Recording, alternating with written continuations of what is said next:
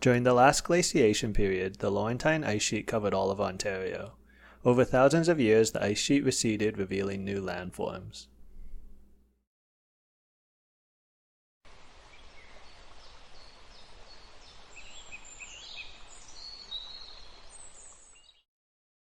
This land on which we are gathered was the traditional land of many nations, including the Mississauga of the Credit, the Anishinaabe, the Chippewa, the Wendat, and the Haudenosaunee people.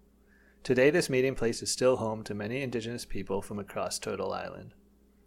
Acknowledging the land is an Indigenous protocol used to express gratitude and appreciation to those who have lived and worked on the land historically and presently. I appreciate the unique relationship that we each hold with the land, and it is my privilege to share with you my project. For thousands of years, the Carrying Place Trail existed between what is now Toronto and Lake Simcoe. This was a major route of a regional network with branch trails also along the Don and Rouge rivers. The Carrying Place Trail land portage connected Lake Ontario to Georgian Bay and was shorter than going around the Ontario Peninsula. It connected the East Coast with Central America on the prairies and in the Mississippi River Basin. From the mouth of the Humber River along the shore of Lake Ontario, travelers climbed to the top of a high, dry ridge to find the footpath that many had walked before them. The Carrying Place Trail followed the top of the dry ridge marking the former edge of Glacial Lake Iroquois.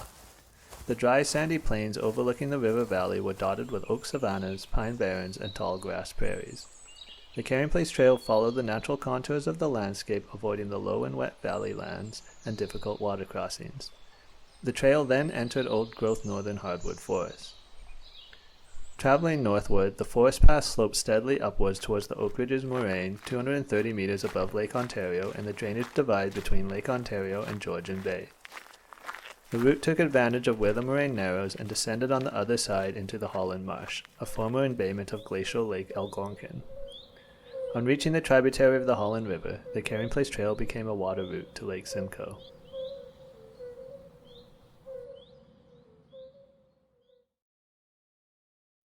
Toronto is located at a prominent crossroads. It was established in 1793 as York by Lieutenant Governor Simcoe.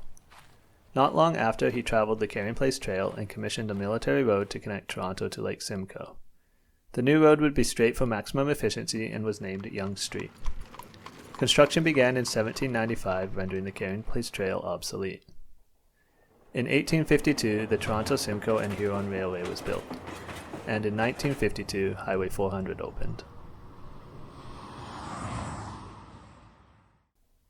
The Carrying Place Trail is gone, erased by relentless urban expansion. As Toronto grew, the land shriveled, fragmented into small islands scattered across an asphalt plain. The city became a mosaic of concrete boxes bound to the urban grid and disassociated with the contours of the land. Savannas were plowed over to become farm fields, and forests stripped to become building frames. To seek out the Carrying Place Trail is to find scattered monuments that dot the land but do not mark its original path.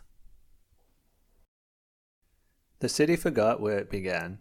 In 1790, a trading post was established by John Rousseau at the mouth of the Humber River to facilitate trade with different First Nations. The trading post became the first Fort Toronto, but is now a Petro-Canada, encouraging urban sprawl. Not far up the river was a Haudenosaunee village called Teatagon. It was abandoned in the 1680s for unknown reasons. This land was developed in the early 1900s into an exclusive subdivision and the private Babby Point Club for tennis and lawn bowling. A short drive west of Newmarket is the Carrying Place Trail golf course. This artificial landscape is ringed by a 1.8-kilometer long residential street, also called the Carrying Place Trail, that is lined by neoclassical mansions. The neighborhood logo is of a man carrying a canoe, referencing a portage where canoes were not actually carried, but constructed at either end. The northern end of the trail was surveyed at the boundary of the Toronto Purchase, now Highway 9. Here the Holland Marsh was drained in 1925 to become farmland. All that remains of the trail is a monument in front of a warehouse. Across the road is a larger monument and rest area commemorating the construction of the 4-lane highway. Discovery is understanding or uncovering something for the first time. It is also refinding something that has been forgotten. Sustained development has erased cultural markers, leaving scattered remnants in a fragmented landscape. These fragments are an archipelago, artifacts and stories lost to an ocean of time. How can architecture reclaim urbanism, alter landforms, and reconstruct landscapes to uncover history and engage with the land? How do we respect what came before and make new connections between people, community, and place?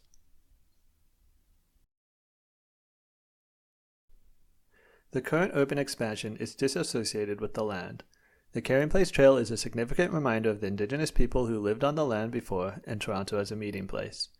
It is important to uncover buried landscapes, to respect those who came before us, and to appreciate the natural forces that inform a sense of place. Shifting our perspective to recognize the land as essential to our well-being and livelihood provides the broad context to establish architecture as an extension of nature. The land fundamentally lets us experience living relationships and understand the world for a sense of being. I chose this project to learn about Ontario. I began my research by gathering knowledge in the library, walking on site visits, and conducting interviews. Through my research, I've had the opportunity to walk parts of the land and visit a lodge along the Humber River where a group of Indigenous people and allies are taking stewardship of the land by clearing away invasive plants and planting traditional medicines. They use the lodge as a gathering place to reconnect with the land and to educate youth on Indigenous culture. My design ideas emerged through a process of model making and experimenting with different materials. These designs were reflected against words that evoked existing or desired meaning, feelings, and atmospheres.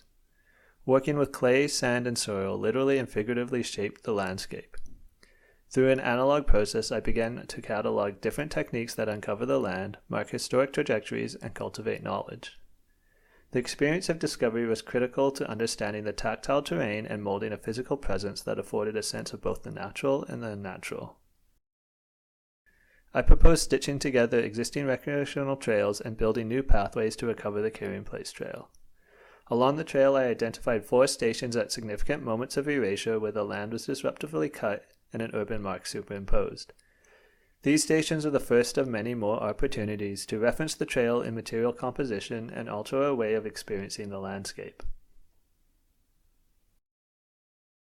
The land is the generator of ideas. 13,000 years ago, the mouth of the Humber River was the edge of a glacial moraine. Station 1 is where the prow of birch bark canoes would have come ashore from Lake Ontario but is now a Petro-Canada gas station. A process of deconstruction fractures the concrete floorscape to expose the underlying soil. The concrete is crushed and combined with river stones to build gabion walls that mark directional vectors in the landscape. The deconstruction excavates soil for stabilized rammed earth to be used in a building shaped in the fractured outline of the broken concrete. Filling in the gaps between the gabion walls is a moraine landform that forms a kettle-shaped enclosure. Reused sheet metal forms retaining walls that will eventually be overcome by vegetation. Opening the recycled steel door leads down into mysterious shadow to a world within a world in a sacred fire chamber. This is a place to gather, share stories, and connect to the metaphysical. The sacred fire is considered a doorway that opens to a spiritual realm that individuals can communicate through. It is used as a place to gather, to celebrate, for ceremony, and to connect with our ancestors. A reflecting pond informs a connection to the lake, and auxiliary chambers allow artifacts to return to the trail, with places to make and places to exhibit. Station 2 is a short distance along the trail in the Humber River parklands where the Haudenosaunee village of Teatagon was erased at Babby Point. Building walls and brick foundations are split to open up an exclusive neighborhood to people of all nations. When I visited the area, it became apparent that the land was in poor health. Scattered trees with split trunks and overleaning branches indicated poor health and trees likely in decline. The manicured park and compacted grass field cleared of forest debris is starving the trees of essential nutrients and stunting growth mid-succession. To stimulate decomposition and trigger habitat recovery, a circular pit is dug and filled with wood debris. This pit serves as a fungi incubator for mycoforestry that uses mycelium to improve forest health. The mycelium is a network of fungi tracts that allow the trees to communicate with each other and steer the ecosystem on its evolutionary path, cycling nutrients through the food chain. The mycelium expands along and below decomposing wood-filled trenches that branch out to rejuvenate decaying tree strands. The network is intersected by reference lines as walls in the landscape that indicate vectors to other sites. A reinstated trail flows people across the trenches to see the mycoforestation process and pauses at an old logging weir where construction debris is used to gain access to the river's edge for watching the salmon jump in the fall. Station 3 is the Carrying Place Golf Course, an inappropriately named artificial landscape west of Newmarket on the edge of the Oak Ridges Moraine. Change takes place over generations. In the first generation, the golf course is left bare for a year. The next fall, the dead grass is burned, cleansing the earth and fertilizing the soil. The flat landscape is regraded by the community into farm fields separated by drumlin berms. Farming begins in the second generation. The land is divided into 4 fields. 3 fields are raked into mounds to grow the 3 sisters, corn, squash, and beans.